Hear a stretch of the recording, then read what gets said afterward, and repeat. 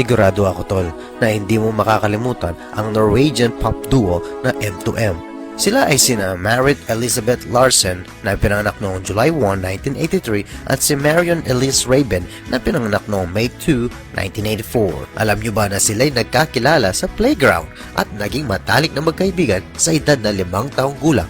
At noong sila'y 8 taong gulang ay magkasama na silang kumakanta habang sila'y nag-aaral ng musical instrument. At sila'y tinawag na Habababa na kung saan binase ito sa paborito nilang bubblegum. Taong 1996 nang nilabas nila ang Singer Kingde Bansanga Children's Album sa Norway. At ito'y na-nominate sa Spelleman Prix Awards. Alam niyo ba na Marit and Marion ang unang pangalan ng kanilang duo?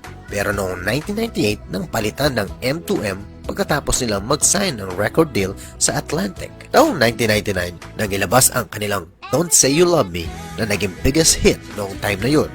At sumunod na taon, umabot ng 1.5 million units worldwide ang nabenta sa album nilang Shades of Purple.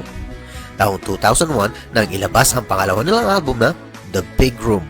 Ngunit hindi masyado pumatok ito katulad ng nauna nilang album. Sa sumunod na taon, nang inanunsyo nila ang nakakalungkot na balita na sila'y maghihiwalay na bilang duo, sila ay magkakaroon ng solo career. Ayon kay Larsen, sila ay nagdesisyon na mag-solo dahil sila ay mayroon ng magkaibang gusto sa musika. Siya ay mahilig sa pop, samantalang si Marion ay sa rock.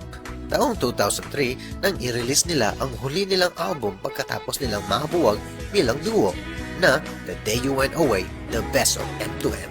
Ito'y umabot ng 2 million copies worldwide. Pagkatapos noon, sila ay nagkaroon ng sarili-sariling album.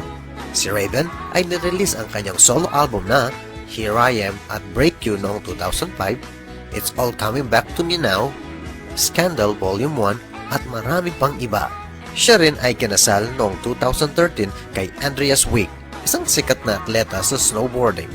Pero naghiwalay din noong 2015. Wala rin palang forever sa Norway, si Larsen din ay nagkaroon ng mga albums gaya ng Under the Surface, When the Morning Comes, If a Song Could Get Me You, at marami pang iba. Siya'y kinasal noong 2016 kay Alexander Bookman.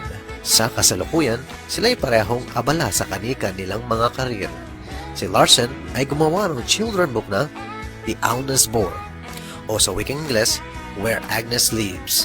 At ayon sa kanyang Instagram post noong November 27, 2019 nang ibahagi niya na siya ay nagdadalang tao na. Samantalang si Raven naman ay abala pa rin sa kanyang music career. Sa katunayan, siya ay nag-post sa kanyang Instagram na siya ay kabilang sa isang musical na Chess. Ang dating M2M ay nakatira pa rin sa Norway. Crazy, I'm just about taking a picture of the world.